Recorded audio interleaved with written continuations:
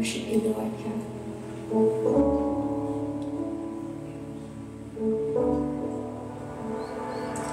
Sa biyaya ko'y namamangha sa iyong kalinga.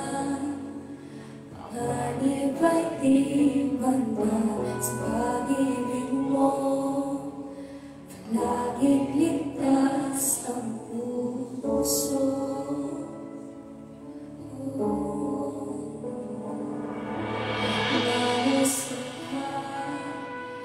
Ikot mo'y nakikinig sa ingay man. Bulong mo'y nagtatali, pag-asa ikaw. Sa'yo puso ko'y tatahang.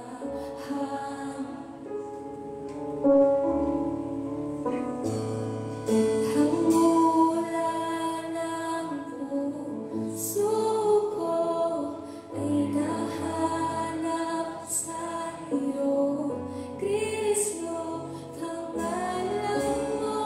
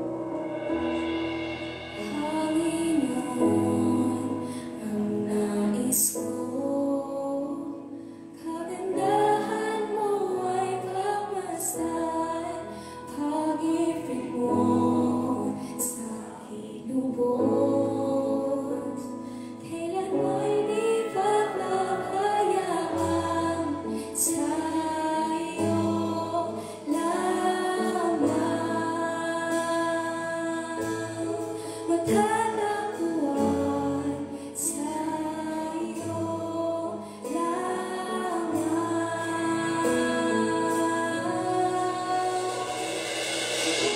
Mananatili sa'yo lilim at sasambahin ka. Sana ko lihim, mananatili sa'yo lilim na masok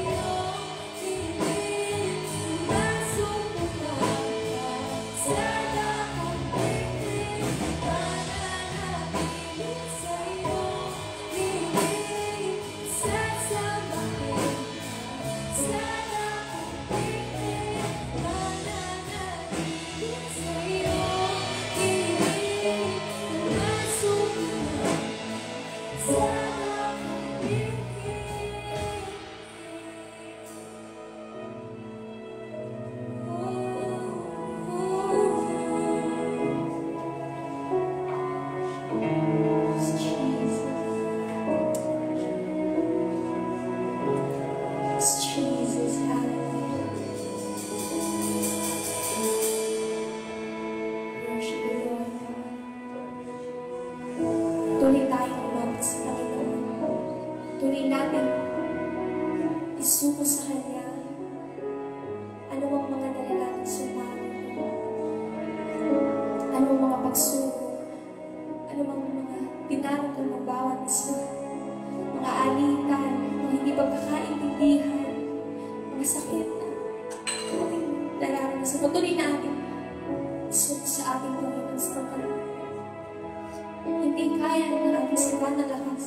Ngunit alam natin na mayroon tayong Panginoon na pinagtitiwalaan sa lahat ng pagkakataon. Diyos na dakila, Diyos na tapat sa aming mga buhay na patuloy siyang gumagawa. Diyos, tuloy kami nagtitiwala sa iyo sa bagay ito na may gagawin ka, Panginoon. Jesus. Ano ang mangyari, O Diyos, patuloy kaming mananatili sa presensya mo. Mananatili, may kagalakan ng magpupuri, may kagalakan ng sasamba sa iyong dakilang pangalan, O Diyos. Worship you, Jesus. Thank you, Lord God. Thank you. Thank you, Panginoon. Jesus.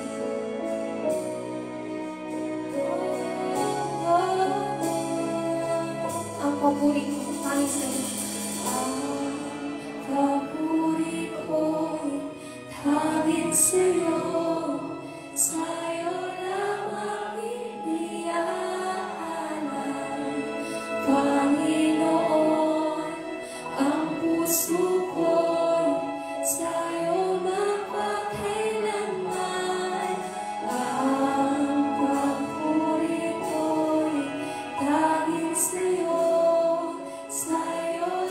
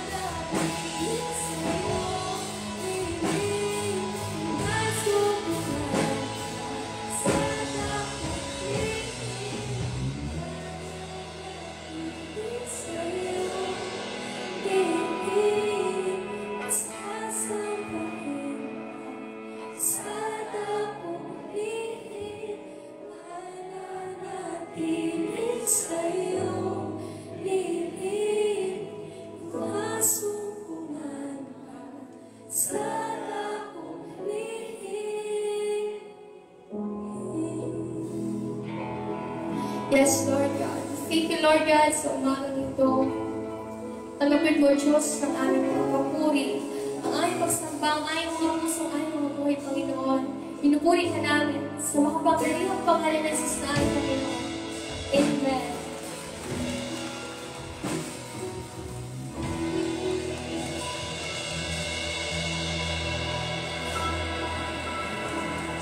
Amen. Praise God.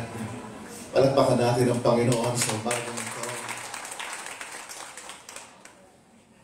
Tunay na sa kanyang pag-ibig, tayo'y natubos, naligtas sa kanyang pag-ibig. Tayo'y inabot ng Panginoon mula po sa kawalan ng pag-asa. At salamat sa Diyos ngayong umaga. Tayo po'y tinipon sa lugar na ito upang patuloy ng pasalamat, magpuri, at ang kanyang salita ay magsilbing kalakasan sa buhay ng bawat isa sa atin sa araw pong ito. Praise God. Tunay nga po na ngayong umaga ay ang ngayong araw na ito ay February 14.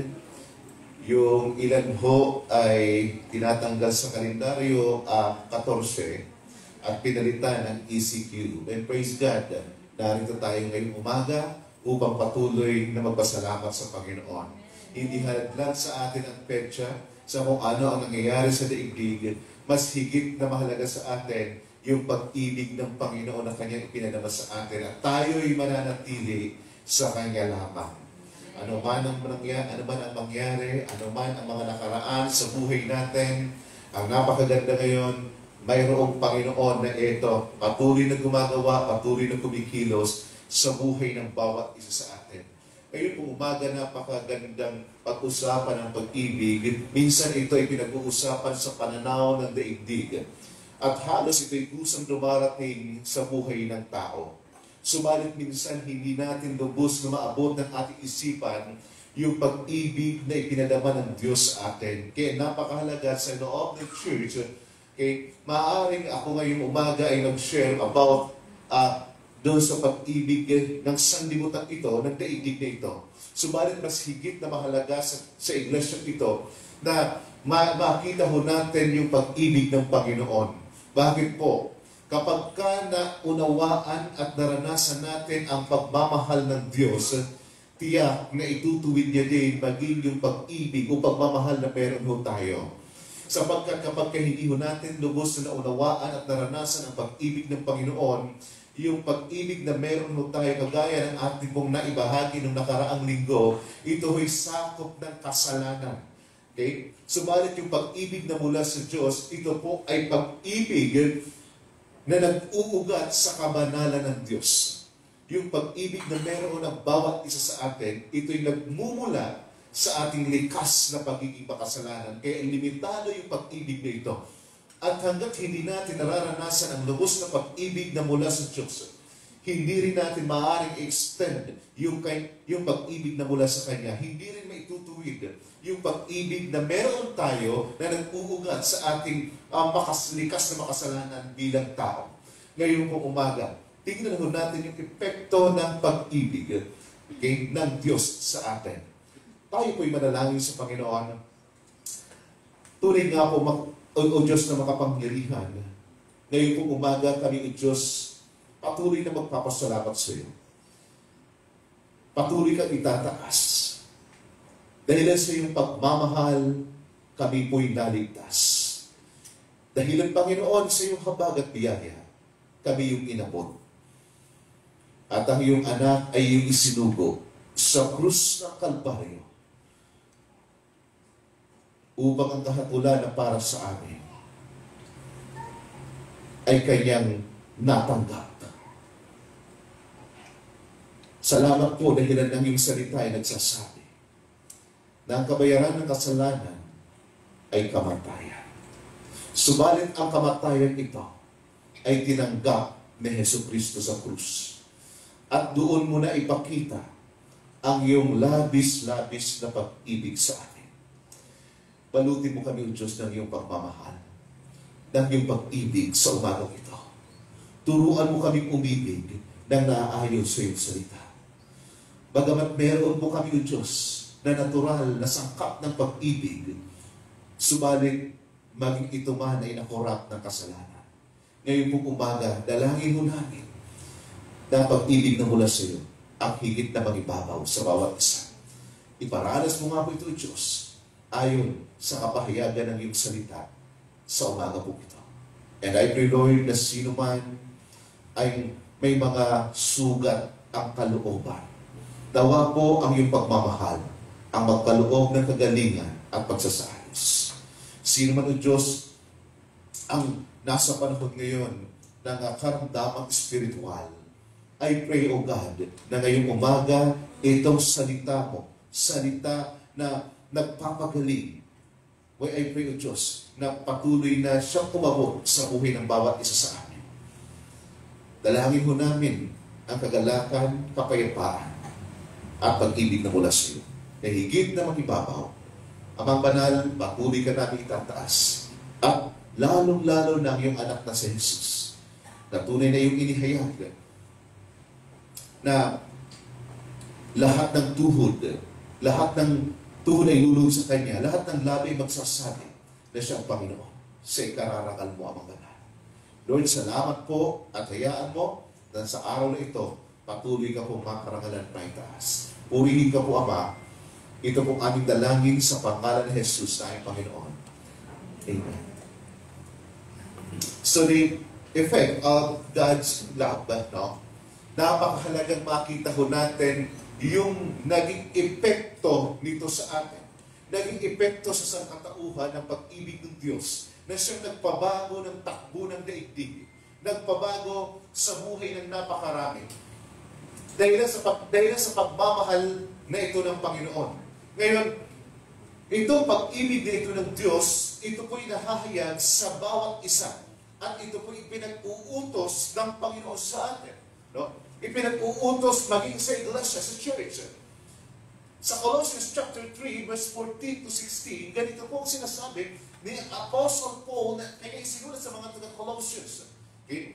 Ephesians chapter 3, verse 14 to 16, sabi niya, at higit sa lahat, no? Sa Tagalog version sabi niya, at higit sa lahat, no? Binigyan niyang diin ang katotohanan ito. Sabi niya, mag-ibigan kayo pagkat ito ang buklod sa ganap na pagkakaisa. Okay? Mag-ibigan kayo, no? Sapagkat ito ang buklod sa ganap na pagkakaisa. Okay? Mayroong pagkakaisa kung nandoon yung pag-ibig. Okay? So, kung mapasin mo natin, iba ang pananaw ng pag-ibig ng daigdig at pag-ibig ho ng ibang grupo ng relihiyon. Halimbawa, yung pantheism, okay? Naniniwala na ang lahat ay Diyos at ang Diyos ay ang lahat. Okay? Subalit, yung pag-ibig ay parang, kumbaga, hindi siya realidad, hindi siya totoo. Kapag naranasan mo lang yung kabuuan ng lahat-lahat, no? Na bahagi ka doon bilang Diyos, sabi nila, yun yung pag-ibig. Pero yung pag-ibig ay isang ilusyon lamang. Okay? Para sa kanilang paniniwala. So, sa iba naman po, iba yung pananaw ng pag-ibig. Kagaya ng na-discuss natin yung nakaraan. Sapagkat pag ito'y mula sa tao, ito po ay nag-uugat sa kanyang likas na pagiging makasalanan bilang tao. Pero kung ito ho ay mula sa Diyos, nagmumula ito sa kanyang kabanalan. Kaya unconditional yung pag-ibig ng Panginoon. Sabi niya, ang paghariin ninyo sa inyong puso, ang kapayapaan ni Kristo. So nagbubunga ng kapayapaan ang pag-ibig nito na mula sa Panginoon naghahari sa community ng mga mananampalataya. At sapagkat ito ang dahilan, kaya kayo tinawag upang maging bahagi ng isang katawan. Bilang church, no? Bilang iglesia, makikita ho natin na ang church ay wala hong kaisahan, walang pagkakaisa kung wala ho yung sangkap ng pag-ibig.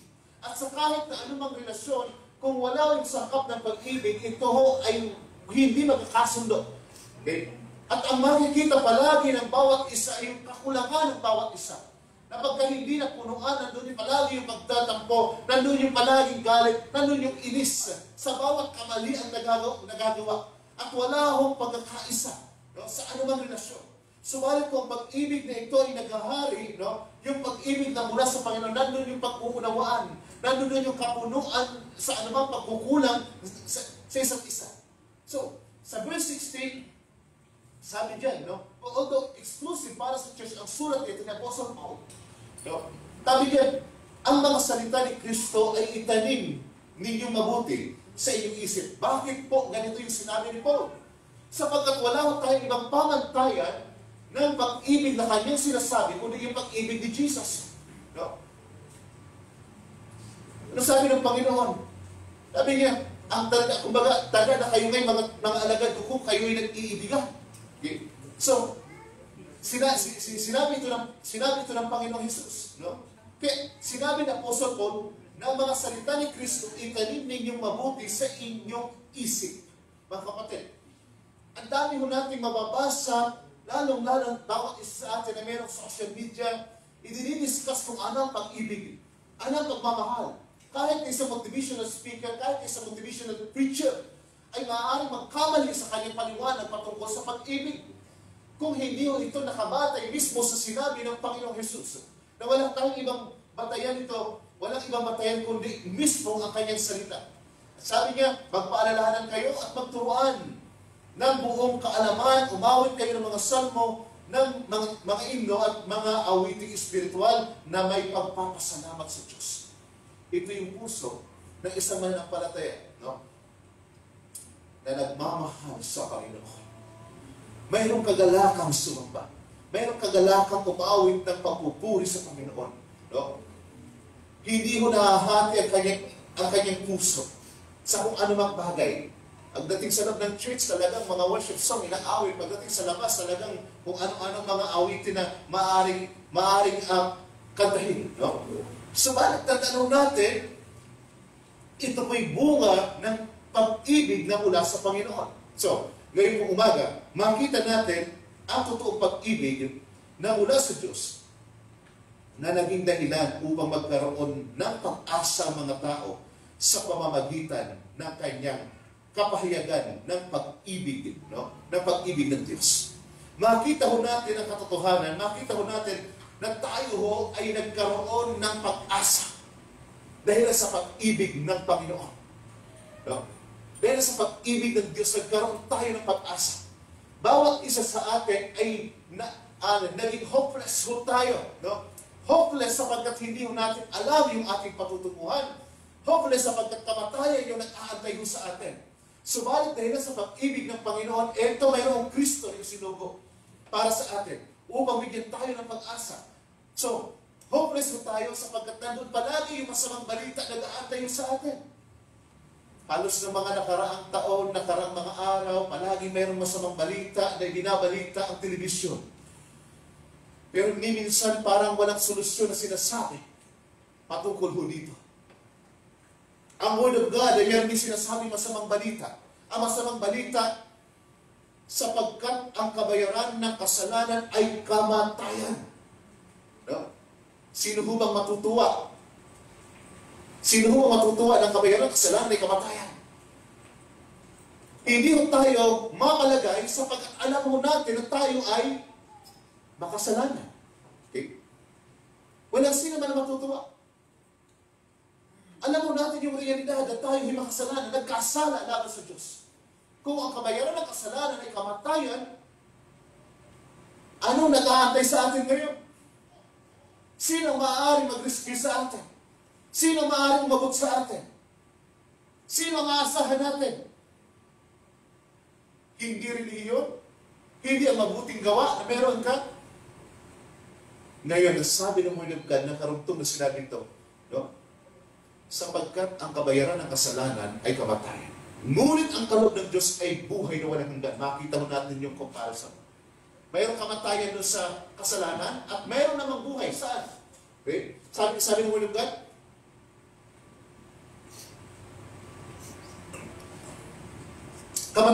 sapagkat ang kabayaran ng kasalanan ay kamatayan, ngunit ang kaloob ng Diyos ay buhay na walang hanggan. So, yung buhay na walang hanggan, sabi doon, sa pamamagitan ni Kristo Jesus. Tanging mula lamang ito sa Panginoong Jesus, ang buhay na walang hanggan na kanyang pinagkakaloon.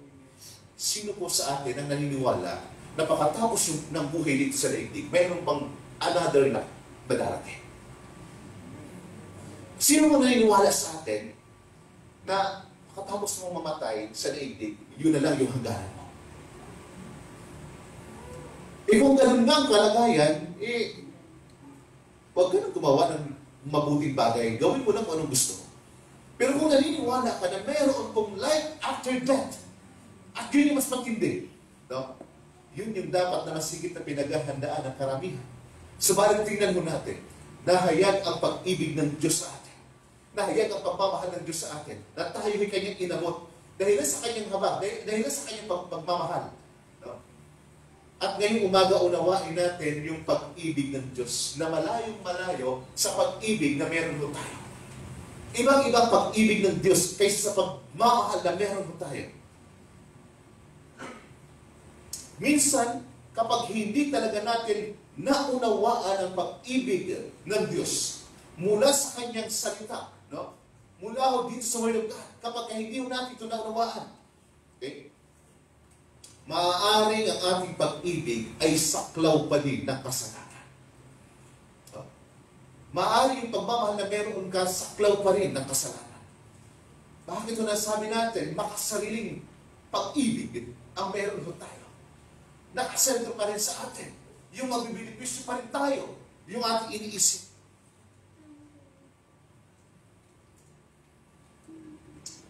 Mahal mo dahil mabuti sa iyo. Kapag hindi na, buot at galit ang nag-iibabaw. Yun ho, no? Yun yung pag-ibig na sinasabi natin na maaaring meron tayong gano'n. Ngayon, ang Panginoong Jesus ay nagkatawang, ang Panginoong Jesus nang magkatawang tao, no? Perfect, okay? Perfect ang kanyang pag-ibig. Perfect yung pagmamahal ng Panginoong Hesus Kristo nung siya po ay magkatawang tao. So, ang kanyang pag-ibig, no? Dahil ito ay bunga ng kanyang kabanalan. Okay? Perfect yung pagmamahal ng Panginoong Hesus dahil ito ay bunga ng pag-ibig ng mula sa kabanalan ng Panginoon or bunga ng kabanalan ng Panginoon yung pag-ibig na meron siya. So mababasa ho natin na nahabag ang Panginoon sa mga tao. Okay? Nung siya ho'y naglilingkod, nung siya ho'y nagbi-minister si Jesus, anong nakita niya sa mga tao? Sabi ni Jesus, kahabag-habag. Nakakawa yung mga tao. Parang mga tupa na walang pastol. Okay? Nung siya'y naglilingkod, nung nandito pa siya sa lupa, yun yung nakita niya sa mga tao. So, may mga nagkasala at lumapit sa kanya. At anong ginawa ni Jesus? Nandoon yung pagpapatawad ni Lord. Okay? Kasi lumating si Jesus, hindi bilang hukom, kundi bilang tagapagligtas. Ang pagiging hukom ni Jesus, no? Ang pagiging judge ni Jesus ay darating oras na dumating po yung tinatawag nating final judgment, no? Sa huling paghuhukom ng Panginoong Hesus. Okay? Mangyayari. Pero nung dumating si Jesus, nagkatawang tao, siya ho'y dumating bilang Messiah. Bilang tagapagligtas, bilang Kristo para sa atin. Bunga ng pag-ibig ng Ama sa atin. So, ang pinakamalupit ko dito na makikita natin, mapapansin natin, no? Habang nakabitin sa cross ang Panginoong Hesus, no? Habang nakapako ang dalawang kamay at paa ng Panginoong Hesus, habang mayroong koronang tinik sa kanyang ulo, no? Habang ang kanyang likod at saka kanyang buong katawan ay puno ng sugat dahilan sa mga hampas na tinanggap ng Panginoon, habang ang mga tao nasa ibaba ng krus, sumisigaw na kung ikaw nga ang Kristo, sige nga, iligtas mo ang iyong sarili. Bumaba ka dyan. Mayroong mga panunuya. At habang ang mga kawal, no? Mga kawal, pinaghahati-hatian yung kanyang damit, no? Ginagawa nila ito. Lahat ng iyon nakita ng Panginoon. ano ang nasambit ng Panginoong Jesus? Sabi niya sa Luke 23, verse 24, Father, forgive them. They knew not what they do. No? Ang tindi ng kapahayagan. Bakit po? Sapagkat yung ipinako sa krus ay Panginoon ng pag-ibig. Panginoon ng pagmamahal. Ganito karadikal yung pagmamahal ng Panginoon. Ganito karadikal yung kanyang pag-ibig. Na bagamat nakapako, bagamat nakabitin sa krus, no? Pero nagawa niya pa rin na sabihin, Ama, patawarin mo sila. Hindi nila alam ang kailang ginagawa. Sa atin, bilang tao, no? Uuwi ka ngayong tanghali, alam mo nakapagluto ka na, tapos nakita mo yung kusina mo bukas na, no? And then ini-enjoy ng pusa yung inihanda mong ulam. No? Galing ka pa lang sa church. Nung makita mong nag-i-enjoy, nanananghalian yung pusa mo sa ibabaw ng biglang kumuha ka ng bato, no? At kung ano nung pinagsasabi mo. Minsan, ganun ho tayo bilang tao. Pero anong ginawa ni Jesus? Pusa pa lang yun. Minsan sa kapwa ko natin nangyayari. Ang tanong, na ipapahayag pa rin ba natin ang pag-ibig, ang pagmamahal upang sila po ay maabot? Iba talaga ang Panginoong Jesus. Tayo ho yung naging dahilan ng pagkapako niya sa krus ng Kalbaryo. Subalit, mapansin mo natin na sabi niya, Ama, patawarin mo sila sapagkat hindi nila alam ang kailang ginagawa. Dito natin masusubok kung ang ating pag-ibig ay bunga ng kabanalan ni Kristo na nasa atin. Okay? Tinanggap ho natin ang Panginoong Jesus sa ating buhay. Naghahari ngayon, kagaya ng binasa natin kanina, paghariin natin ang mga salita ni Kristo sa ating buhay. No? So, itanim na mabuti sa ating isipan. So, dito din natin masusubok kung ang ating pag-ibig ay bunga ng kabanalan ni Kristo na nasa atin, ang kanyang pinagkaloob at kanyang pinarala sa atin. No? O bunga ng kasalanan mula sa likas na pagkatao. We cannot truly love God without loving one another. No? Imposibleng masabi natin na mahal ko ang Panginoon if hindi natin ipinapractice, ginagawa, no? Yung pag-ibig sa isa't isa. Sapagkat ito yung pamantayan ng Panginoon bago siya. Okay? So sabi po ni Jerry Bridger sa kanyang aklat na Fruitful Life, no? Sabi niya, if we rephrase the virtues of life in 1 Corinthians chapter 13, okay? In terms of motivational statement, we might sound something like this. Okay? Sabi niya, I am patient with you because I love you and I want to forgive you. Okay? Sabi ni Jerry Bridges, I am patient with you because I love you and I want to forgive you. No? Pasensyoso. Pangalawa, I am kind to you because I love you and I want to help you. Okay? I am kind to you because I love you and I want to help you. I do not envy your possessions or your gifts because I love you and want you to have the best. I do not boast about my attainments because I love you and I want to hear about yours. I am not proud because I love you and I want to esteem you before my son. I am not proud because I love you and care about your feelings. I am not self-seeking because I love you and want to meet your needs. I am not easily angered by you because I love you and want to overlook your offenses. I do not keep a record of your wrongs because I love you, and love covers over a multitude of sins. So, makikita ho natin, kasi mapansin ho natin yung 1 Corinthians, and probably karamihan sa mga churches ngayon, walang ibang topic, yung 1 Corinthians chapter 13, na may paliwanag, ano ba yung pag-ibig, ano ba yung pagmamahal na mula sa salita ng Diyos, no? Actually, ito lamang yung talata na idinidiscuss niya kung anong pag-ibig. Subalit kay Jerry Bridge, kanya hong isinaayos, kanyang ni-replace. Ano ba ito in application sa aking sarili? Paano ko ba ito may apply?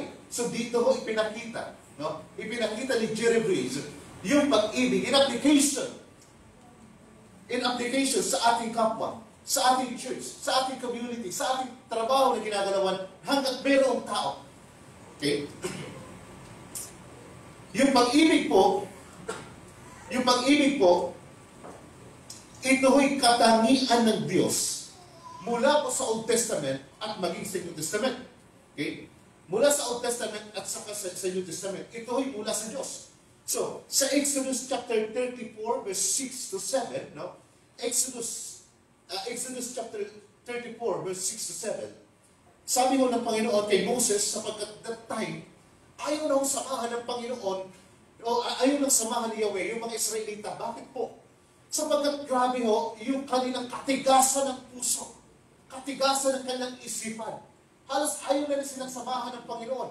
At ang sabi ng Panginoon sa kanila, pasasamahin ko na lang sa inyo ang mga anghel, ang aking anghel. Subalit nakipag-bargain si Moses sa Panginoon. Okay? And that time, halos po, ganito ang sinabi ng Panginoon ni Yahweh kay Moses. Sabi diyan, okay? And Jehovah passed by before him and proclaimed, Jehovah, a God merciful and gracious, slow to anger, and abundant in loving kindness and truth. Okay? Keeping loving kindness for thousands, forgiving iniquity and transgressions and sins, and that will by no means clear the guilty. So, mapapansin mo natin, inihayag ng Diyos mismo kung ano yung kanyang katangian, ano yung kanyang karakter. Actually, kung hindi ganito yung karakter ng Diyos, araw-araw ay mayroong patay doon sa Israel. Kung wala yung kanyang pagpapasensya, wala yung kanyang pag-ibig, wala yung kanyang pagpapatawad, araw-araw mayroong patay. Subalit, nananatili na ito yung katangian ng Diyos. Ito yung nature ng Diyos. Pagdating po sa bagong tipan, makikita rin natin ang Gospel of John or ang Epistle of John. O parehas po, Epistle and then yung Gospel of John. Parehas na inihayag yung dalawang essential nature ng Diyos. Yung una is God is light, at pangalawa, sa 1 John chapter 4, verse 8, God is love. Ang Diyos po ay pag-ibig. Sabi po ni Beton, isang author ng isang aklat, God was loved long before He had made any creatures to be the object of His love, even from all eternity. Okay? Nandoon na ho yung pag-ibig ng Panginoon. Nandoon na yung kanyang pagmamahal. Bago pa malikha ang sangnilikha, nandoon na yung pag-ibig ng Diyos. Actually po, 1 Peter, mayroong sinasabi patungkol po, okay, patungkol sa provision ng kaligtasan ng sangkatauhan. Ng Panginoong Jesus ay ipapadala sa atin, sapagkat bago pa man yung creation ay nakita at alam na ng Diyos sa kanyang hindi malimitahang kaisipan na ang tao ay magkakasala. Nakita nito ng Diyos. So, yung plano na ipadala Panginoong Jesus, bago pa man likhain ang daigdig, inaraw na yung plano niya. At sa takdang panahon, ipinadala ang Panginoong Jesus upang maging handog para sa kasalanan nang tayo ay matubos. Ganon ang pag-ibig ng Panginoon sa atin. So from eternity to eternity, nandiyan palagi yung kanyang pag-ibig. So bakit po napakahalaga ng pag-aaral natin patungkol sa pag-ibig? Ito'y nakapokus sa Panginoon. Sabi ko po kanina, maaari natin pag-usapan yung love struck ni Ronald Balmisa. Subalit po, hindi kailanman maitutuwid ang anumang pag-ibig kung hanggang doon lamang yung pag-uusap natin. Hanggat hindi mo natin pinag-uusapan yung pag-ibig na mula sa Diyos. Hindi ba isasaayos yung ating puso? Kapag ayos yung ating puso, maging yung ating pong relationship sa iba, unang-una yung relationship natin sa Panginoon, ayos, mapapansin po natin na ito'y kanyang itutuwid.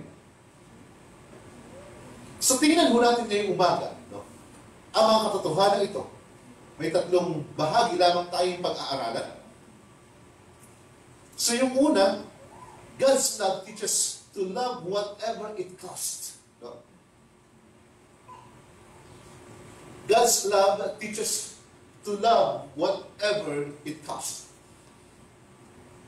1 John chapter 3 verse 16. Dito natin nakikita ang tunay na pag-ibig.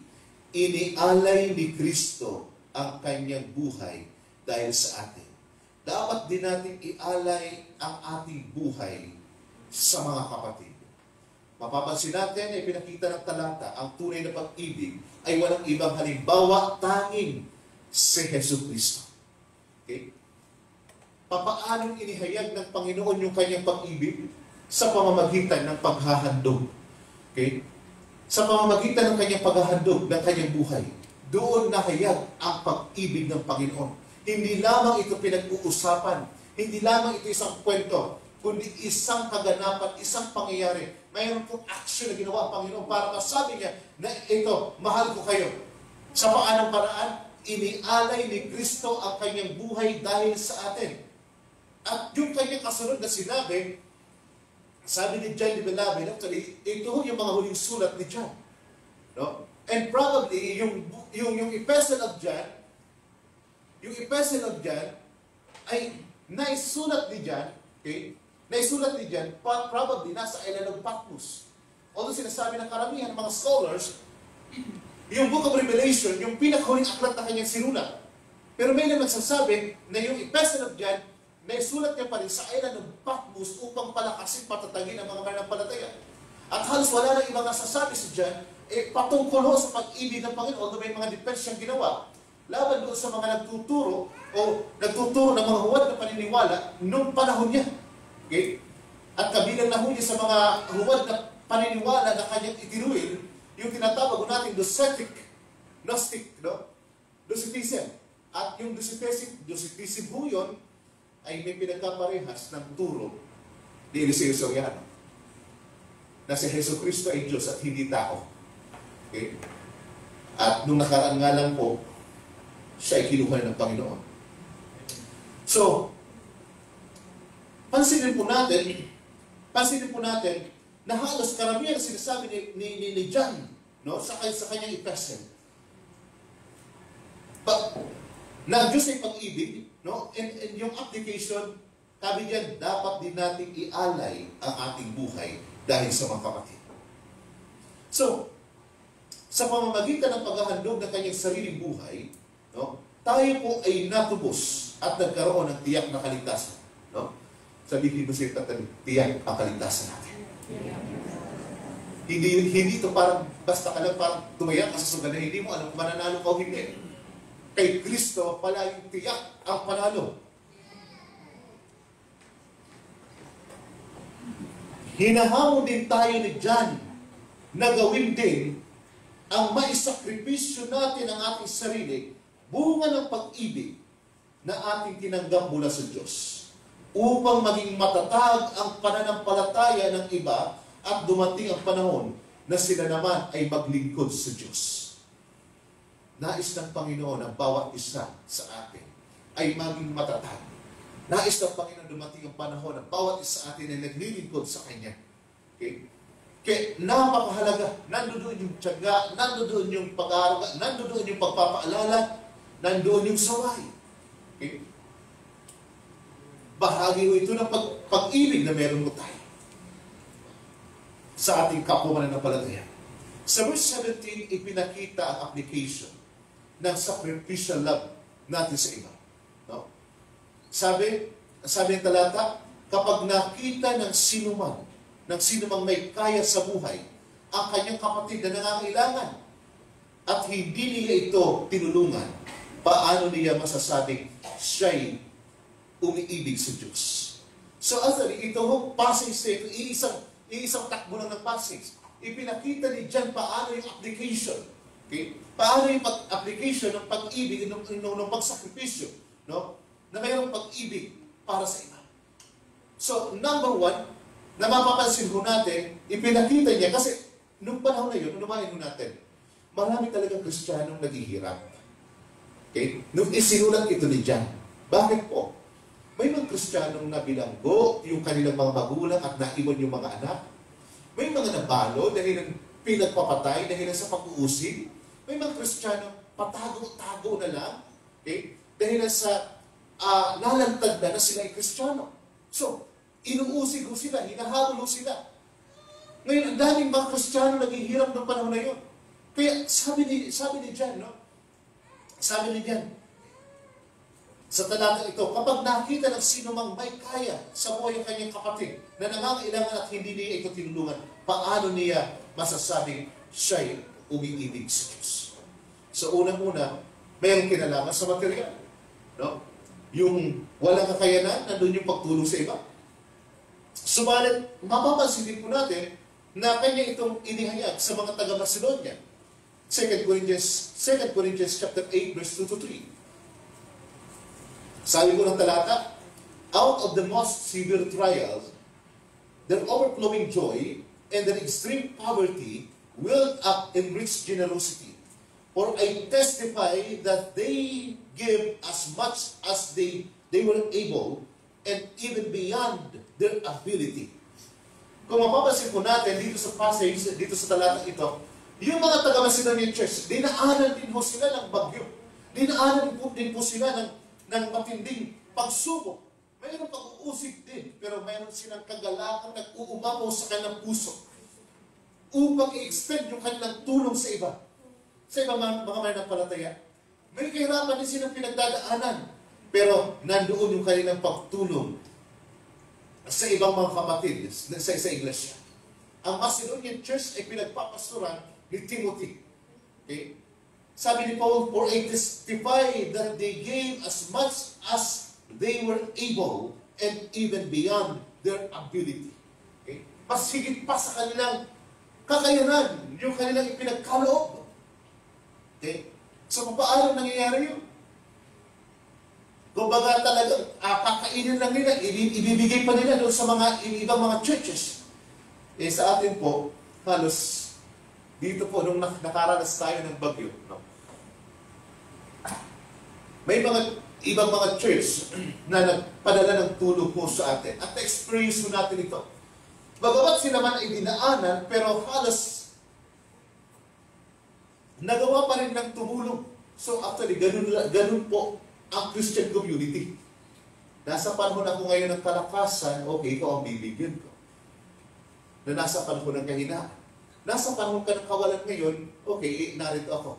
No? Sa panahon ako naman ang wala, okay, ikaw naman yung nandiyan. Ganyan po ang community ng mga mananampalataya. No? Pagdating ho dito sa pagtutulungan, bunga ng pag-ibig sa isa't isa. Hindi nga kilala ng COP, yung mga churches, yung mga pastor, no? Gusto nilang tulungan. Okay? Basta in-introduce lang sa kanila, sa pastor, hanap ko dyan ng mga pastor na tinamaan ng matinding ng pandemic na halos wala silang income sa church. Padala mo sa amin ang kanilang mga pangalan, tutulong kami. Okay? So, kinumpute ko, monthly, magpapadala sila na mahigit pang 500,000 okay, mula sa kanilang church.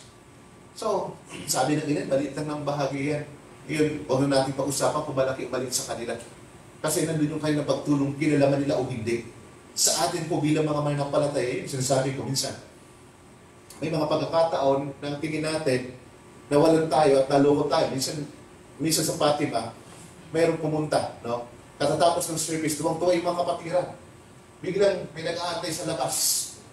Sabi, maaari ko ba makilimos kasi yung apo ko nasa ospital? So, kinausap ako ng isang kapatiran, pastor, namamalimos ito. At sabi ko, mga kapatid, ano gusto niyo magtulungan natin to? So, nagkaisa. Sige po, magpa-opening tayo. Nagpa-opening. No? So, sa abot ng kulang-kulang mga 1,000 yung mga naibigay doon. No? So, sinamali sa kapatid, sige, saan ba yung bahay na pupuntahan namin para mag-pray kayo? So, kinabunan, hinanap yung bahay, hindi na mahanap, walang tao, walang ganung pangalan nakatira doon sa lugar na yun. No? So, ang tanong, tayo po ba ang nalugi? Oras na tumulong ka, bahala ng Panginoon. Kasi baka gamitin niyo yun sa ibang bagay na talagang kailangan niya at nakapagsinungaling lang siya. No? So, ang mahalaga ngayon nakatulong. Kumbaga, nakatulong ka, pero hindi mo lang alam kung saan napadpad. No? So, minsan kaysa isipin mong nalugi ka o naloko ka, isipin mo nakatulong ka. Total, ginawa mo naman yon alang-alang sa pag-ibig mo sa Panginoon. At baka dumating ang panahon, makita niya, yung mga born-again Christian, ang babait. No? Sige na nga, ako ay magpapakatotoo na at pupunta sa kanila. So, hindi natin alam. Kumbaga, ang Panginoon pa rin nakakaalam. So, kila naman, ito yung context dito. Yung pagtutulungan ng mga magkakapatid sa loob ng iglesia, ng church. So, kasi ang context dito, yung halimbawa, no? Yung church ng Light Church Tabaco. Ngayon, meron tayong isang pioneering church na planong tulungan. Yung sa Iriga. Actually, ngayon po is opening, dedication. Ako sana yung speaker ngayon. Kaya subalit, hindi ko maiwanan ang church na ito. No? So, walang kapalit. So, sabi ko, maghanap na kayo ng ibang speaker. So, meron tayong church ngayon sa Iriga. No? Pioneering church. Natutuwa ho ba kayo na meron tayong pioneering church sa Iriga? Nagpaka natin ng Panginoon. So, kabubukas pa lang ngayon is Light Church Iriga, ang pastor ho, si Pastor Nico. Okay? So, nakita ko yung kalagayan ho, pero nandoon yung kanilang kagalakan na maglingkod sa Panginoon. So, kumbaga, galing sa Tabaco, ipinanal yung tulong doon. Kilala niyo man o hindi si Pastor Nico, kilala niyo yung makapatiran doon. Well, bunga ng pag-ibig, gano'n yung pagtulong sa kanila. Gano'n po yung maging kaisipan, yung pananaw ng bawat mananampalataya. Okay? So, dumanas sa sila ng poverty. Alam niyo yung poverty, hindi lamang ito material. Hindi lamang ito material.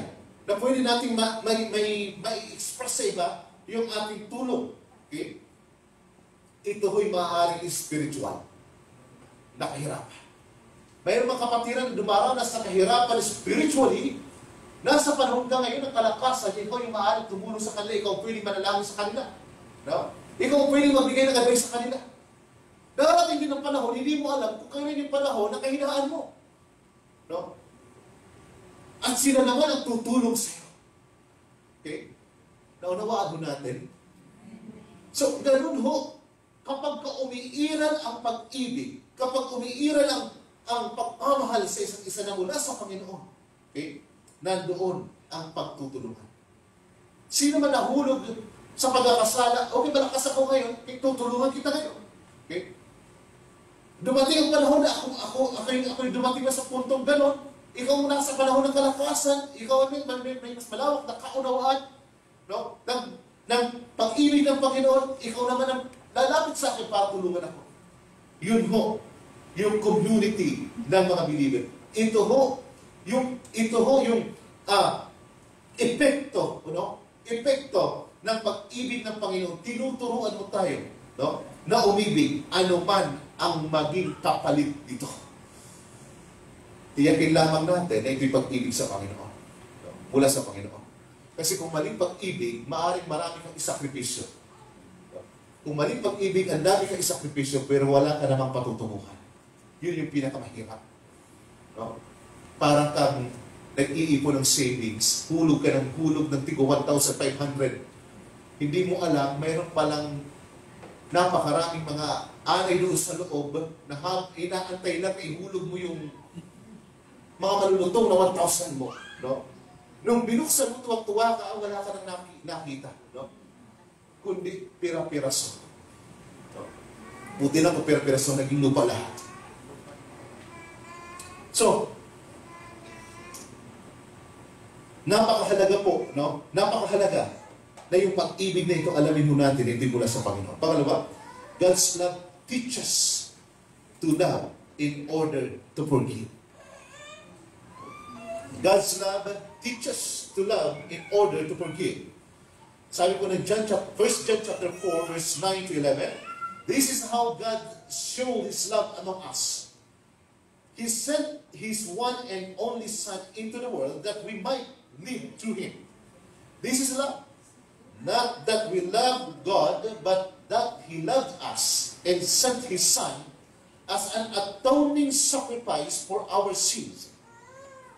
Dear friends, since God loved us, we also ought to love one another. Ang konsepto ng pagtubos ay ipinagkaloob ng Diyos ang kanyang anak upang ang puot ng Diyos ay maialis sa atin. Okay? Yung puot ng Diyos ay inialis ho sa atin, okay?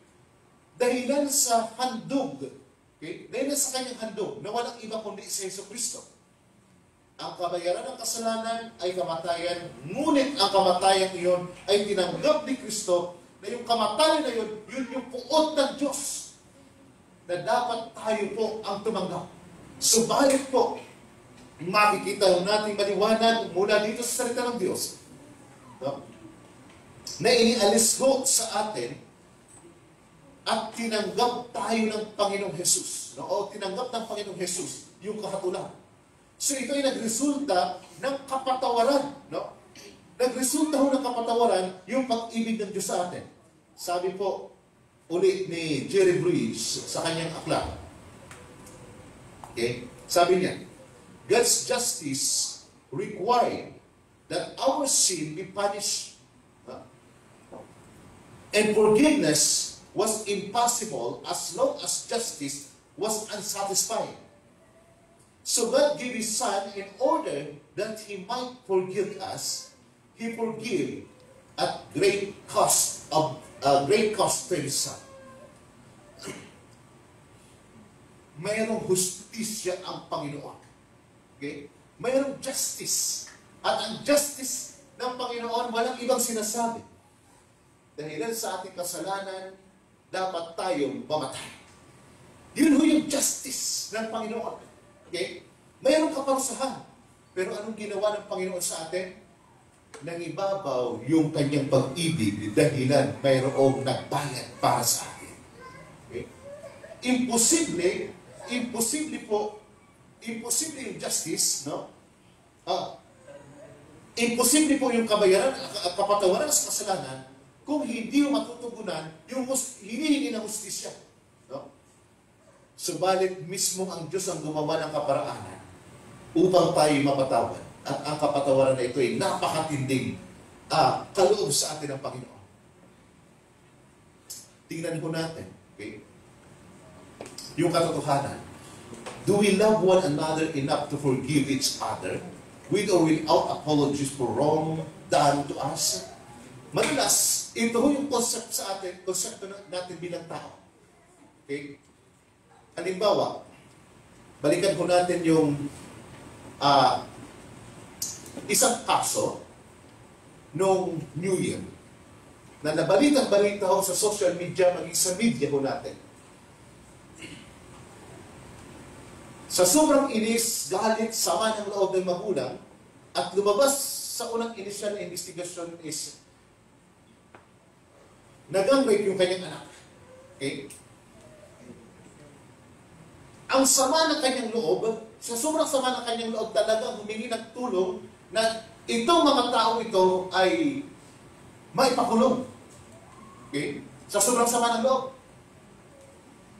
So, dumating yung panahon na lumabas ang investigasyon na hindi naman pala, mali naman pala yung unang investigasyon.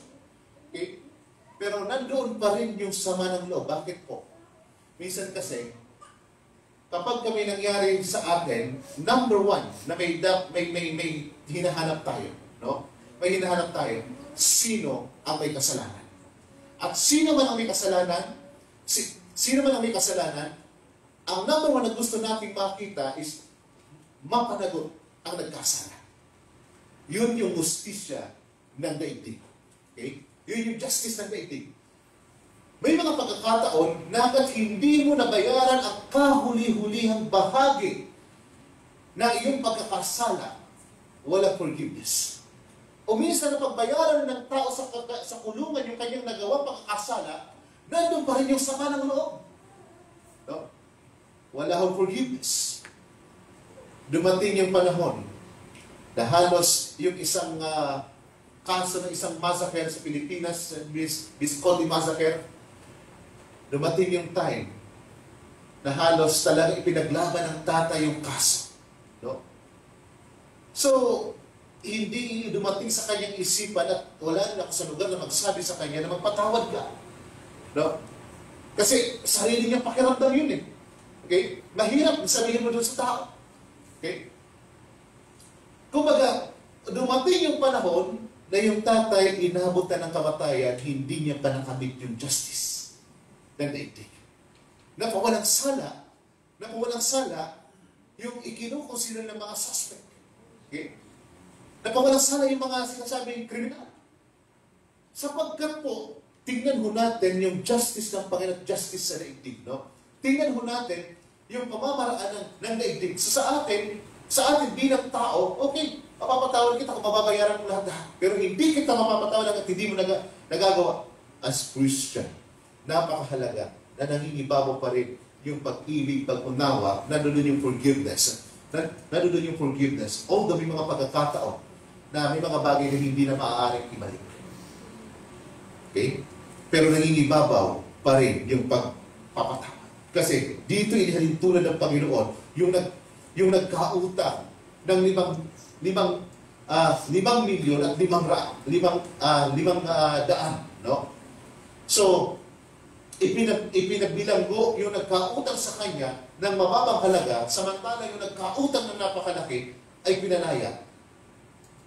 Inihalimbawa ng Panginoon sa kanyang isang kwento. So, madalas na gusto nating makita ang kahuli-hulihang pagbabayad at pagsisisi ng isang nagkasalang kapatid bago tayo magpatawad. Subalit, hindi ganyan ang ginawa ng Diyos. Sabi ng Romans chapter 5 verse 8. Romans chapter 5 verse 8. When we were still sinners, still His enemies, He sent His Son to die for us, so that He might forgive us. Ito ho yung pag-ibig ng Diyos. Unconditional. Pinag-aralan natin nung nakaraang linggo. No? Nagkasala, kumbaga, nasa panahon pa tayo ng pagkakasala, kalaban pa tayo ng Panginoon. Anong ginawa niya? Ipinadala niya na yung kanyang anak dahil sa panahon na tayo humingi ng tawad sa Panginoon, ito yung provision ng kaligtasan sa atin. Okay? So, hindi inantay ng Panginoon na maging matuwid tayo, maging maayos tayo. Okay? Kundi nung panahon na tayo'y kalaban pa ng Diyos, no? Nung panahon na tayo'y makasalanan pa, namatay ang kanyang anak sa krus upang tayo'y mapatawad. Ang pagpapatawad ng Diyos ang naging dahilan, okay, upang ipako ang kanyang anak sa krus na hindi man lang tayo siningil sa ating nagawang kasalanan dahil sa kanyang pag-ibig sa atin. Ang ating pagpapatawad bilang tao na kabatay sa hustisya. Makita natin na naghihirap ang gumawa ng pagkakamali upang masatisfy yung ating sarili. Okay? Na hinihinging justice. Pero sa Panginoon, ito'y nagmumula sa kanyang pag-ibig. Kaya ito'y nagresulta ng kapatawaran. Nagresulta ng kapatawaran sa buong sandaigdigan. No? Na sino mang lumapit sa kanya, mayroong pagtalikod sa kasalanan, nandoon po yung kapatawaran na kanyang pinagkaloob. We must realize that justice has been done. Sabi po ng isang Bible teacher, God is the only rightful administrator of justice in all of creation. No?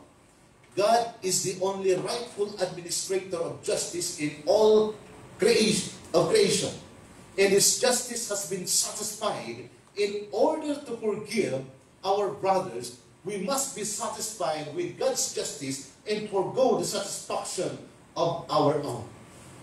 Ilagay natin, dumating man ang panahon na maaaring tayo ho'y naapektuhan, maaaring man tayo nasaktan, yung justice ilagay mo sa Panginoon. Okay? Sa atin bilang tao, nandoon pa rin yung pag-ibig na mula sa Kanya na higit natin ma-experience. Sa amin personally, dumating ang panahon na halos nagkaroon ako ng struggle na magpatawad sa iba. Sa isang kapatid. Subalit, isang araw nandoon yung pangungusap ng Banal na Espiritu. No? Nandoon yung pangungusap ng Banal na Espiritu. At yung tanong na inilagay sa akin ay ganito. Okay? Sabi, naniniwala ka ba na mahal ko siya maging sino man siya? Okay? Biglang dumating yung sa aking kalooban yung ganong katanungan mula sa Panginoon. Okay? And then, halos tumatak sa puso ko yung ganoon na iniisip ko, sabi ko, paano? No? Oo, alam ko, mahal ng Panginoon. Pero kasama ng tanong doon, bagamat meron kayong alitan, kaya mo pa rin ba siyang tanggapin at mahalin bilang kapatid sa Panginoon. So, tumatak sa aking puso kasama pagsisisi na nangibabaw, okay? Nangibabaw sa akin sa mahabang panahon yung sama ng loob. Okay? Na pwede naman pala na nandun yung pagpapatawad alang-alang sa pag-ibig ng Panginoon. Isang araw, nag-message sa akin ang kapatid nito. Sabi niya, kailan ho, yung bakanting oras at mag-uusap tayo. Pwede ko ba kayo makausap? Sabi ko, pwede ba kalimutan natin ang mga nakaraan? Tapos na yun. Okay? Ang mahalaga ngayon, paano tayo lumalago? And nung oras na yun, nagkaroon ng kagalingan ang aking puso. Nagkaroon ako ng healing mula sa Panginoon. Sabi ko po ito sa inyo, sapagkat ito'y karanasan ko. At maaaring maging karanasan ninyo. No? Sabi ko, kalimutan natin ang mga nakaraan. Mga pangyayari pagkakamali natin bilang tao. Ang mahalaga ngayon, nagpapatuloy ka sa Panginoon at lumalago ka. Ay, sige. Pagkabakanting oras ko, message kita, magkakapit tayo. So, tinuturuan tayo ni Lord na umibig gaya ng kanyang pag-ibig. Magpatawad tulad ng kanyang pagpapatawad. Kasi yung pagpapatawad ng daigdig, iba kaysa pagpapatawad ng Panginoon. Palagi mayroon na servisyo sa atin. Yung pag-ibig ng daigdig, ganun din po. No? So makita ko natin yung pinagkaiba ng pagmamahal ng daigdig. Kung mayroon mang labis-labis na umibig sa iyo, walang iba kundi ang Panginoon. No? Huwag mong asahan yung pag-ibig ng kapwa mo, no? Kasi mayroong pagkukulang yun. Kung mayroon maaaring pumuno sa pag-ibig na mayroon na hinahanap mo, una mong hanapin kay Yesu Cristo. Basahin mo muna yung buong New Testament.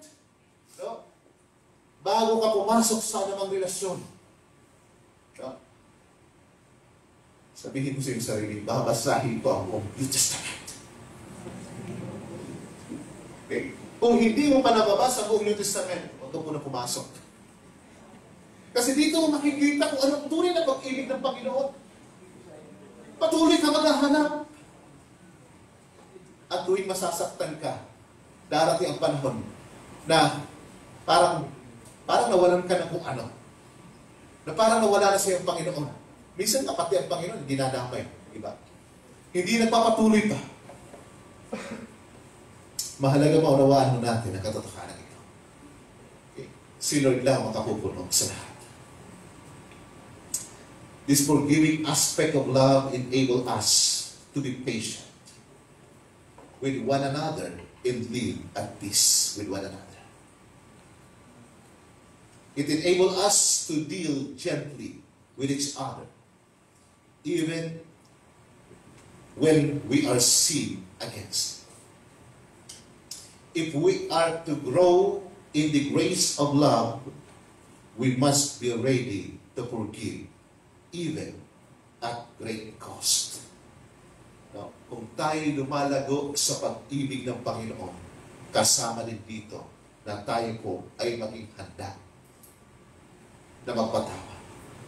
Kasi ito'y nag-uugat sa pag-ibig ng Panginoon. And yung justice na hinihingi natin, ilagay mo sa Panginoon. Okay? Sa daigdig. Sa daigdig, palaging hinahanap yung justice kapag siya ay nagrabyado. Minsan ang justice na ito, hindi mo basta-basta makukuha sa daigdig. At kapag inasahan mo yung justice ng daigdig, ang tingin mo sa iyong sarili, parang palagi kang inapi. Okay? Kapag hindi mo nakuha yung justisya sa daigdig, ang tingin mo sa iyong sarili, inapi ka. No? Ngayon wala kang ibang timsong, yung tatsulok. No? At ipaglalaban mo yun. Okay? Bakit? Kasi nga, palagi kang nakatingin sa justice ng daigdig kaysa sa justice ng Panginoon. Hindi rin mo ito law of karma. Iba ang justice ng Panginoon. Kapag ito ay kumilos, ito'y palaging pagsasaayos sa mga nagbabalik loob sa Kanya. Kahit na nagkasala, isasaayos niya. Mapapabuti pa rin. Pero kapag talagang lumayo sa Panginoon, walang pag-asa.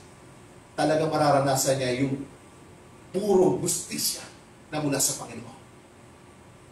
So, wala tayong ibang magagawa. Ang ating trabaho ay umibig at magpatawa. Ang justisya, hindi mo trabaho, trabaho ng Panginoon. May panahon ng kahirapan sa puso natin para gawin ito, isuko sa Panginoon. At lumapit sa Kanya. At hingin na ang biyaya ng Kanyang pag-ibig ay ating maranasan. Sapagkat ito yung totoong epekto ng pag-ibig niya sa atin bilang tao. Panghuli.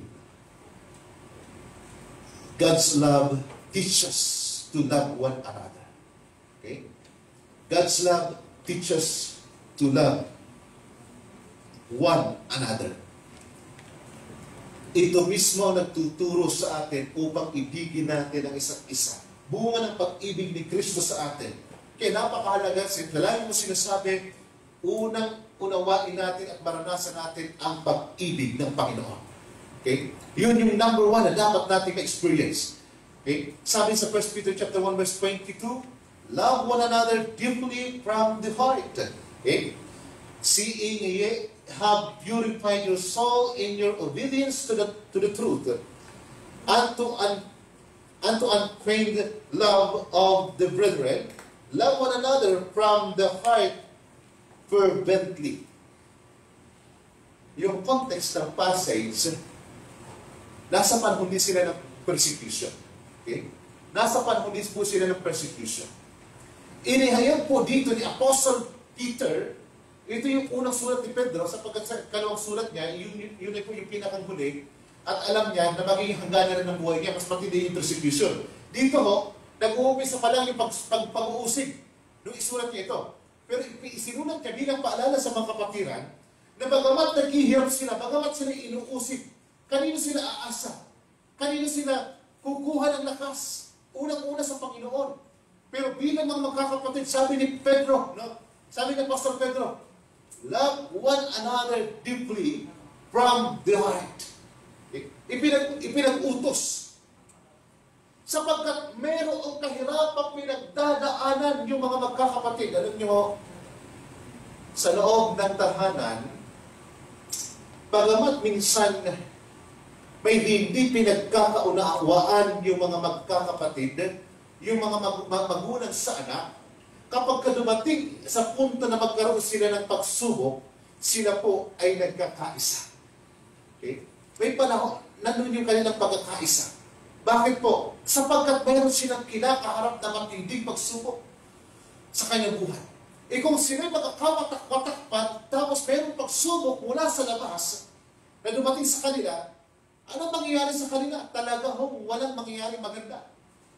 Ganon din po, mas higit na ipinanhiwatig ni Apostol Pedro sa mga kapatiran. No? Sabi niya, love one another deeply from the heart. Okay? And then, sa Romans chapter 12, verse 10, be devoted to one another in brotherly love. Napakahalaga po, no? Napakahalaga na yung pag-ibig ng Panginoon unang-una maranasan natin. Kasi kapag hindi mo natin ito naranasan, okay, imposible din po na ma-express ko natin ito o maisagawa rin po natin ito. Oras na maranasan natin yung pag-ibig ng Panginoon, dito ho, bagamat, totoo, bilang tao, may panahon na parang mahirap, pero bawat araw tayo inaayos, binabago ng Panginoon upang magawa pa rin po natin ano ang ipinagagawa ng Panginoon sa atin. Ano ang pinag-uutos ng salita ng Diyos na dapat natin isakatuparan. Bawat isa sa atin lumalago sa pag-ibig na ito. No? Bawat araw, bawat linggo, bawat buwan, bawat taon lumalago po tayo. At may mga sitwasyon na ilalagay sa atin ang Panginoon upang matutuhan po natin. So ngayon, kapag alam mong nangingibabaw sa iyo ang pag-ibig ng Panginoon, palaging mayroon kang kasapatan sa iyong puso. Mayroon kang kapunuan sa iyong buhay. Okay? Kapag wala yung pag-ibig ng Panginoon sa iyo, ito ho sinasabi ko, no? Talagang palaging hahanapin mo ito. Hahanapin mo ito sa hindi naman talaga makapagpupuno sa buhay mo. Mahirap po yung ganong kalagayan. Mahirap yung ganong sitwasyon. Hanap ka ng hanap, pero hindi mo mahanap. Kasi hindi mo nasumpungan sa tunay na pinagmumulan nito. Yun po ay tanging si Jesucristo lamang. Ngayon po umaga, nakita natin ang tatlong katotohanan ito. Dapat ibig ng Diyos ay nagtuturo sa atin. Okay? Na tayo ho'y matutong umibig din, anuman ang maging kapalit nito. Bilagin lamang natin na ito ho'y pag-ibig na mula sa Panginoon. Ito ho'y nagtuturo sa atin ang pag-ibig ng Panginoon na magpatawad sa iba. At nakita natin ang katotohanan na ang pag-ibig ng Diyos ay nagtuturo sa atin upang ibigin din natin higit sa lahat ang ating mga kapatid sa pananampalataya. Maging tunay ang pag-ibig nito na mula sa Kanya. Nawa po ngayong umaga, ang salita ng Diyos ang nagkaloob sa atin ng kagalingan. Kung meron man sa atin sa umaga ito na may mga sugat yung kalooban, sugat sa nakaraan,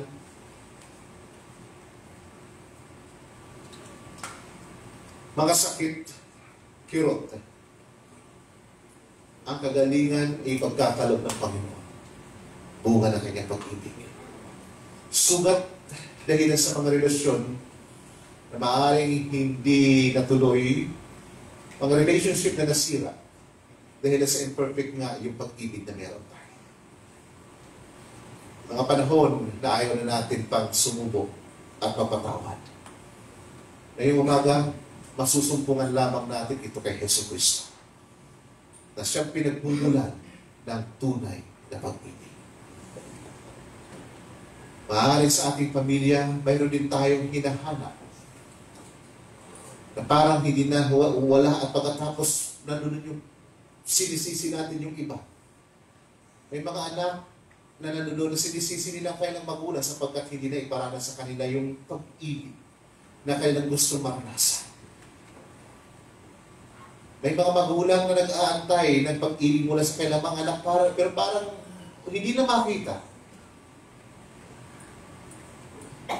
Mga kapatid, tama na yung pagiging matampuhin. Ano man ang kulang, hanapin sa Panginoon. Kaya sinasabi ng Hebrews chapter 12, verse 2, ituon ninyo ang inyong paningin kay Kristo, na siyang pasimula at siyang pagpapasakdal ng inyong pananampalataya.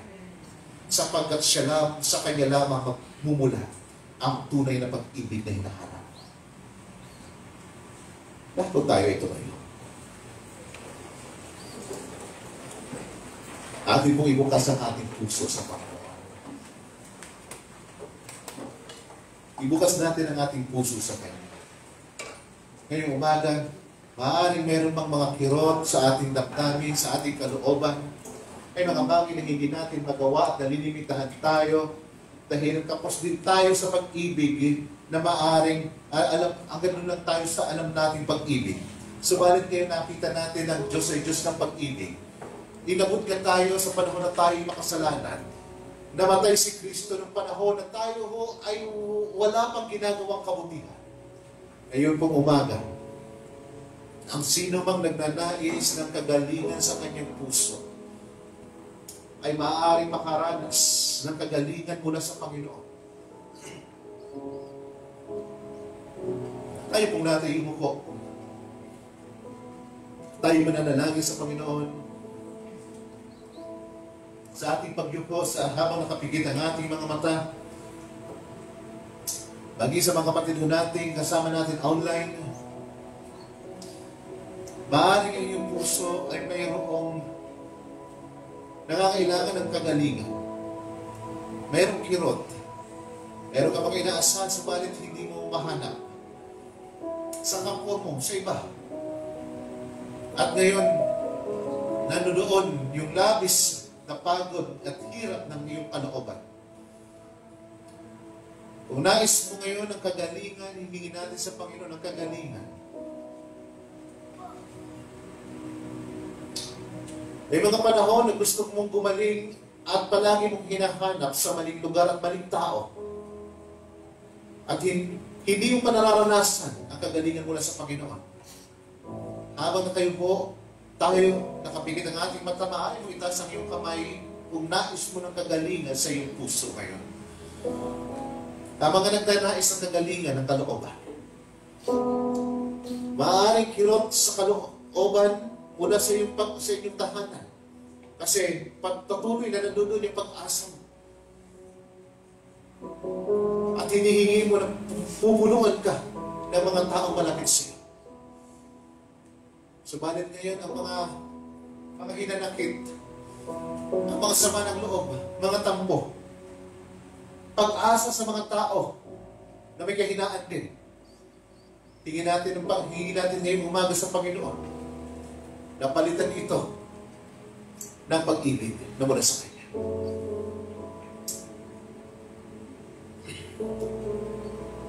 Ibukas natin ang ating puso sa Panginoon. At sabihin natin na ihayag sa Kanya anuman ang bigat, anuman ang kirot na meron tayo. Baka mangyari ng Diyos sa langit, nakikita mo, nakataas po ang aking mga kamay sa iyo. Nakikita mo, Panginoon, ang labis na hirap ng kalooban. Hirap ng kalooban dahil sa aming pag-asa sa ibang tao. Pag-asa na kami ho'y pupunuan nila ng pag-ibig, subalit minsan sila din naman po ay kulang at hindi naman ipagkalap sa amin ang aming inaasahan. Dahil ang Diyos, nakikita mo, sino man na dumating ang panahon na nagkasiraan ng kanilang mga pagsasama. Dahil sa mga kamali ang nagawa. Dahil ang Diyos amin pong itinataas sa iyo, na hayaan mo na ngayong umaga, punuan mo ng iyong pagmamahal ng bawat isa. At hinihiling namin, O Diyos, na paghilumin mo ang mga sugat ng kalooban ng kanyang puso. Hinihiling namin, Panginoon, ng kagalingan na iyong ipagkalog sa kanyang kalooban. May mga magulang, O Diyos, na nandoon yung kanilang akirot sa kanilang damdamin.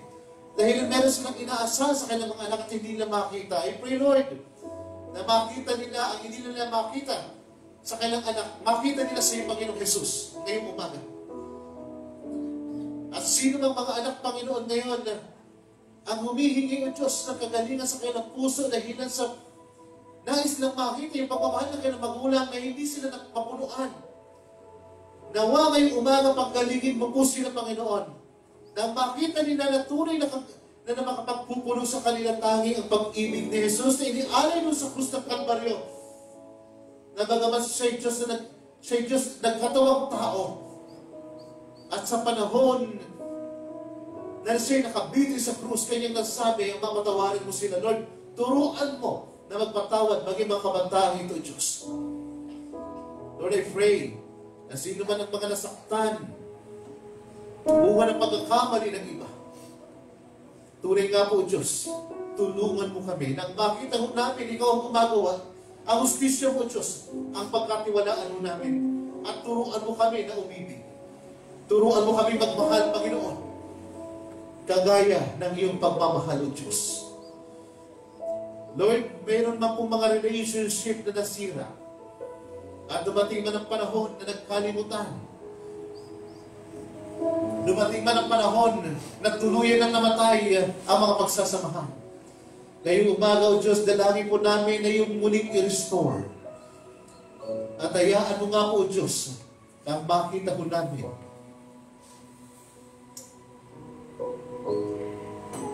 ang hiwaga at kadakilaan ng iyong pag-ibig. Dakilang Diyos, maging sa iglesyang ito, hinihiling namin, mangibabaw ang pag-ibig na inihahayag ng iyong salita. Tulungan mo kami, O Diyos, na patuloy na lumago. At sa pamamagitan nito, O Diyos, patuloy pang lumago kami sa paglilingkod sa iyo.